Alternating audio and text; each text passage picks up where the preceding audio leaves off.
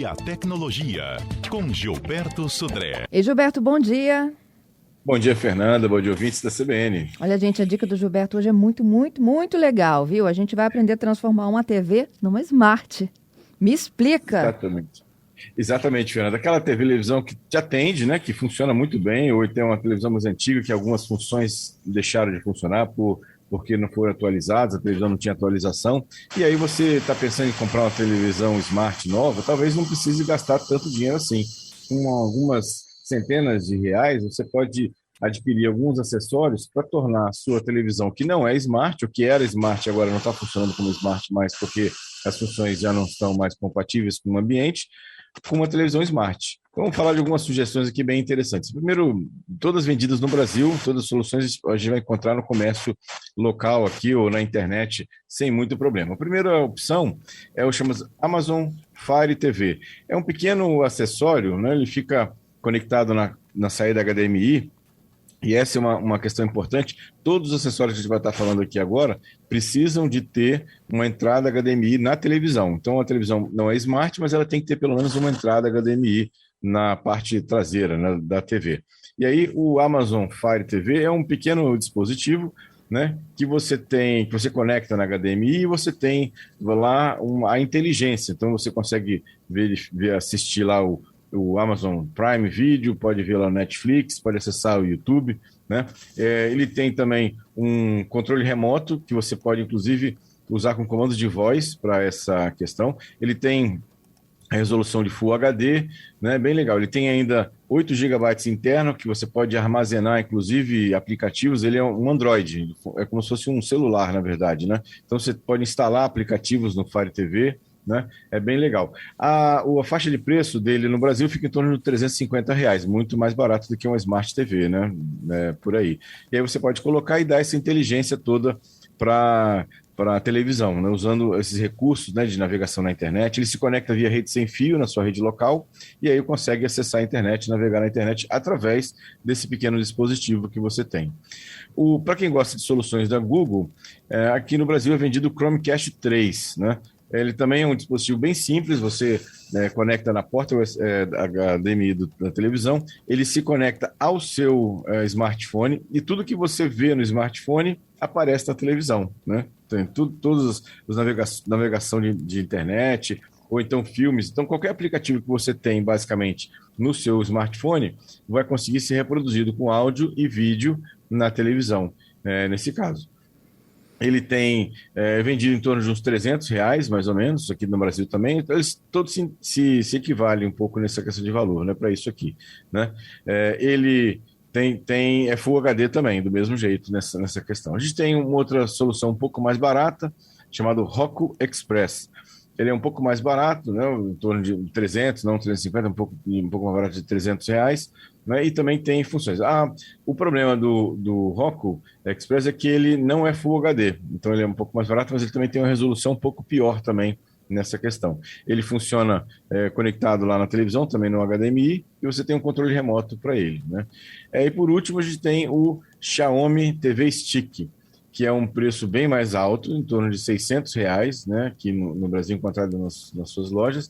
Ele também fica escondido atrás da TV e tem um controle remoto simples para você assistir Netflix, navegar no YouTube também, em relação a isso. Então, 3 opções aí para os nossos ouvintes para transformar a sua televisão, que não é Smart, numa televisão Smart com alguns centenas de reais. Em torno de R$300 você compra um bom aparelho para fazer essa questão. E aí, não precisa mais trocar de televisão. Tem 2 ouvintes aqui dando exemplos próprios de que já usam Chromecast. O Claudeni diz: comprei, adoro, não tem mistério, consigo espelhar os meus conteúdos na TV, é tudo muito fácil e prático. O Augusto Legal. também: eu tenho o Chromecast, uso há muito tempo, funciona e é muito bom. Muito legal, exatamente. O Chromecast é muito simples. Colocou lá, rodou o aplicativo, ele se conecta na rede sem fio, né? Roda o aplicativo no smartphone e pronto. Conectou e aí tudo que aparece na tela do smartphone você também consegue espelhar na televisão. Muito legal. Excelentes dicas, Gilberto. Olha, vocês podem continuar comentando conosco, 992-994297. enquanto as participações vão chegando, eu tenho dúvidas que aguardam também pela participação e resposta do Gilberto da última quarta. Eu vou chamando aqui o Jailson. O Jailson tem uma demanda sobre o Waze, aplicativos, não é isso, Adalberto? Vamos ouvir? Vamos. Gilberto, bom dia. Eu tenho um Samsung M31 e algumas vezes quando eu vou usar o Waze, ele desabilita. Aliás, na verdade, ele desliga e reinicia sozinho. Isso é normal? Bom, Gelson, não é normal. Com certeza esse comportamento do celular não é normal.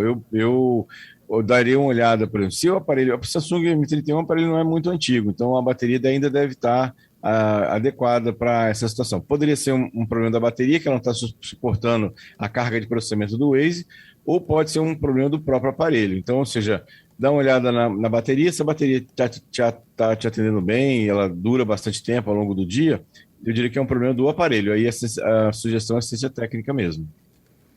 Temos mais uma, é do Vanderlei agora. Ei, Gilberto, bom dia. Estou te ouvindo aqui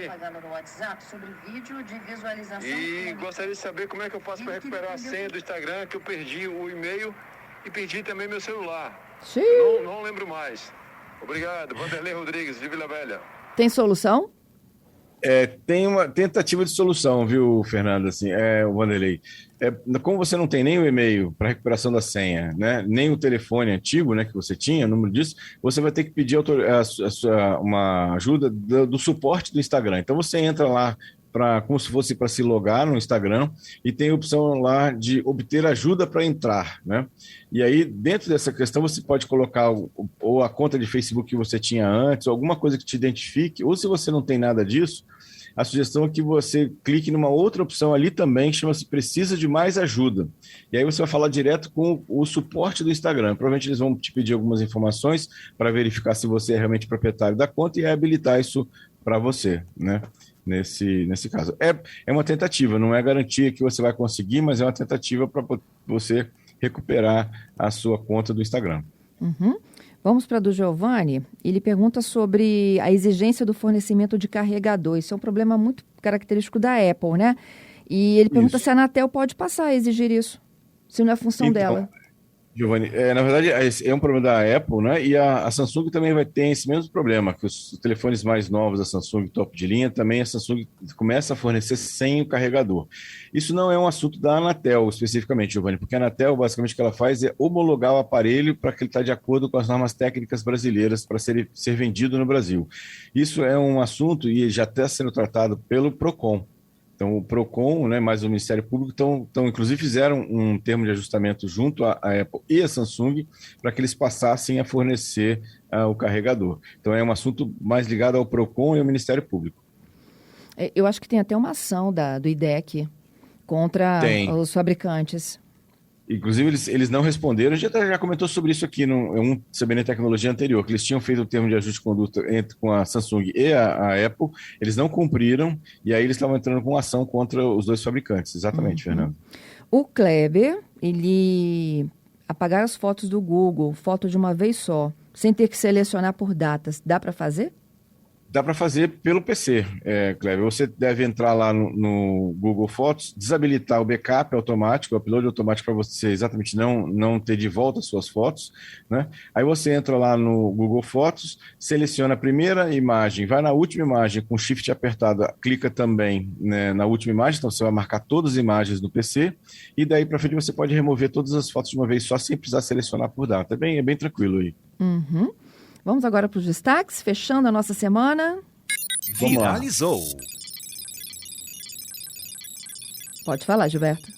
Fernanda, o negócio do 5G, né, que a gente está todo mundo esperando o 5G, pois os Estados Unidos começou a dar um certo conflito, viu? A FAA, que seria a equivalente aqui à nossa a ANAC, né, aqui no Brasil, que regula a parte de voos, né, aqui internos, ela soltou até, eu estou com um documento aqui, inclusive, que foi disponibilizado essa semana, que o 5G pode prejudicar, em algumas situações, o pouso de aviões com visibilidade ruim. Por que isso? Vamos entender essa situação. A frequência do 5G ela é muito próxima de radares, né, de autométricos, de altimetria, né, de alguns aeroportos. Então, com isso, se o avião tem pouca visibilidade e o piloto está confiando basicamente na informação que o radar está dando para ele, essa interferência, ou possível interferência do 5G no sinal do radar, poderia dar uma leitura errada para o piloto de altitude, o que é bastante grave, né? Porque o piloto não tem outra referência a não ser aquele do radar. Então, eles estão fazendo uma série de ajustes, né? Então, inclusive, no caso dos Estados Unidos, a Verizon e a AT&T adiaram o lançamento dos serviços 5G para janeiro de 2022 agora, e não lançaram agora exatamente porque eles estão ainda avaliando esse nível de interferência que tem. Inclusive, em relação a isso, a própria a Agência Americana de Aviação regulou que alguns tipos de procedimentos não podem ser feitos em aeroportos que têm esse tipo de problema. Então, vamos esperar agora para ver como é que isso vai se desenrolar, mas a gente tem essa questão. O 5G já tinha um problema conhecido de interferência com o sinal de satélite, né, com satélites de TV, né, aqui, que inclusive vão ter que trocar todos os receptores de TV, né, de satélite no interior aí, quem usa sinal de satélite, não o Sky, mas aquelas TVs parabólicas grandes, e agora também descobriram que pode ter algum tipo de interferência nos radares para os aviões. Uhum. Bom, vou fechando aqui com os nossos ouvintes. O Giovanni disse que tem Chromecast, funciona muito bem. O Delber diz que tem TV Box, também funciona, atende às expectativas. O Alex, ele me fala que alguns aplicativos necessitam de login. Ele pergunta se TV Box também, e os que você sugeriu também.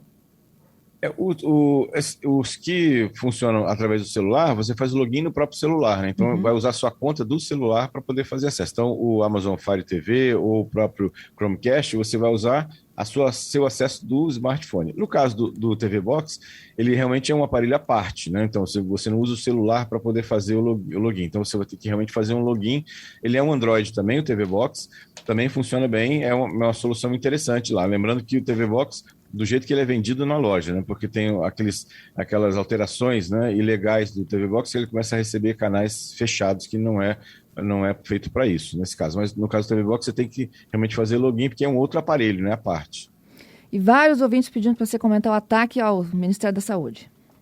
Exatamente. Acordamos hoje de manhã com essa novidade, né? Ou seja, a página exibia, né, um anúncio de que foram roubados, né, 50 terabytes de dados do Ministério da Saúde e desabilitou o aplicativo lá de comprovante de vacinação.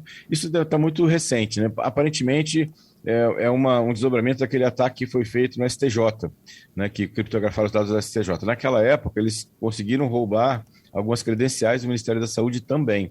Então, assim, a desconfiança é que com essas credenciais que tinham sido roubadas anteriormente, eles conseguiram entrar no ambiente. E, assim, agora está muito novo ainda a situação, está todo mundo ainda avaliando o que realmente aconteceu, mas, infelizmente, assim, foi esse ataque e o sistema está indisponível. Se foi roubado mesmo dados ou não, a gente não tem essa certeza desse ataque, né, de como é que foi esse ataque.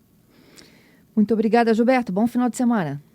Obrigado, Fernanda. Obrigado aos ouvintes pelas muitas participações. Excelente final de semana para todos e até quarta-feira com mais tecnologia. Até quarta-feira.